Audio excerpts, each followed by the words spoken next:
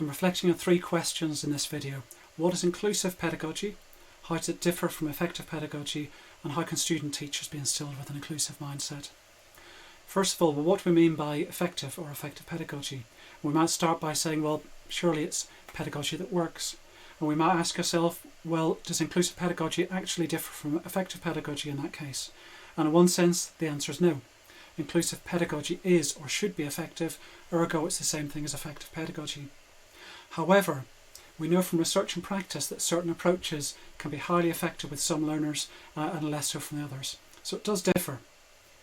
By definition, inclusive pedagogy is broader in its scope and how it defines effectiveness. It aims to be effective for every learner in our classrooms.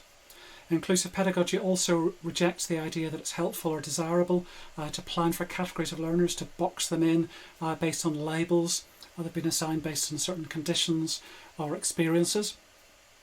And we know that identifying some students as needing something different can be highly problematic, especially where it lowers teachers' and learners' expectations of future achievement.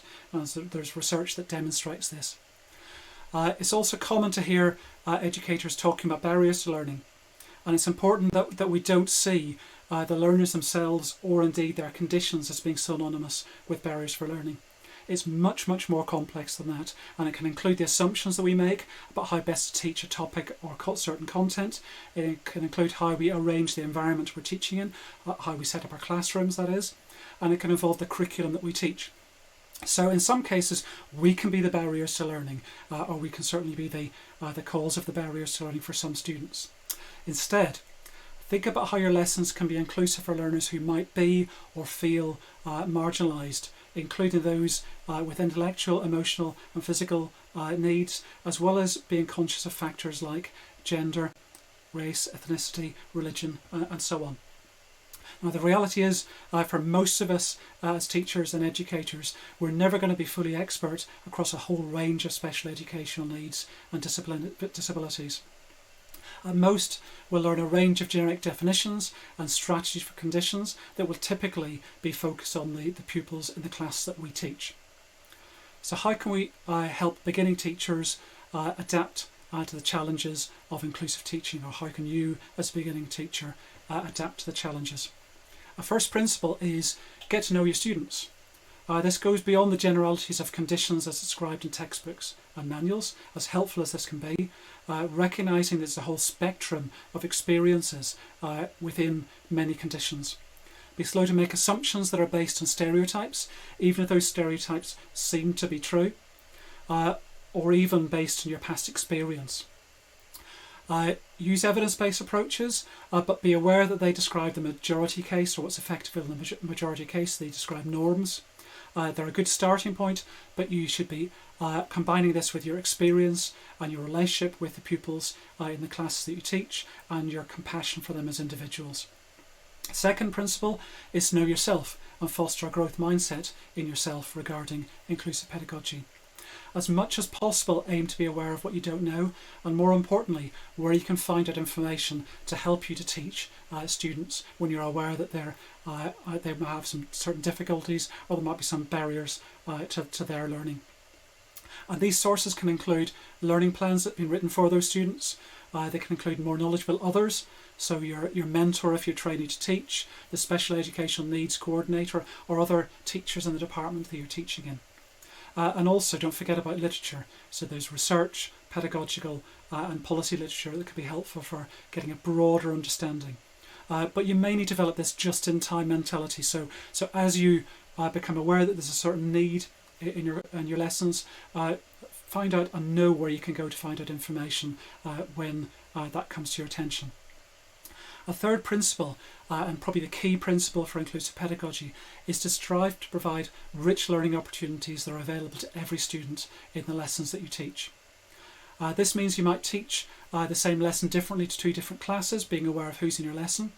But you also need to be conscious of the potential, either consciously or unconsciously, to limit opportunities for the classes that are based on how those groups or those individuals have been categorised or classified.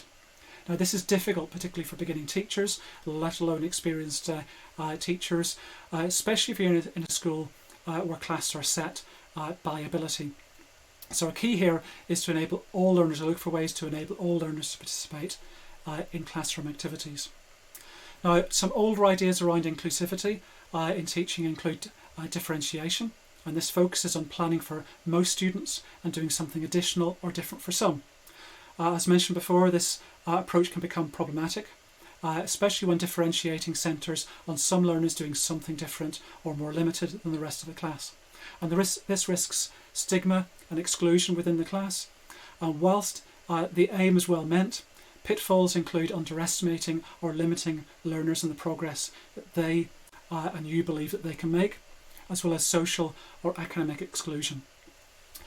Adaptive teaching has become more popular as a term in recent years. Now this emphasises how teachers respond and adapt to changing circumstances, including learners' needs and experiences. Now we can adapt or differentiate various factors in our lessons, such as the support we give, how and when we give support.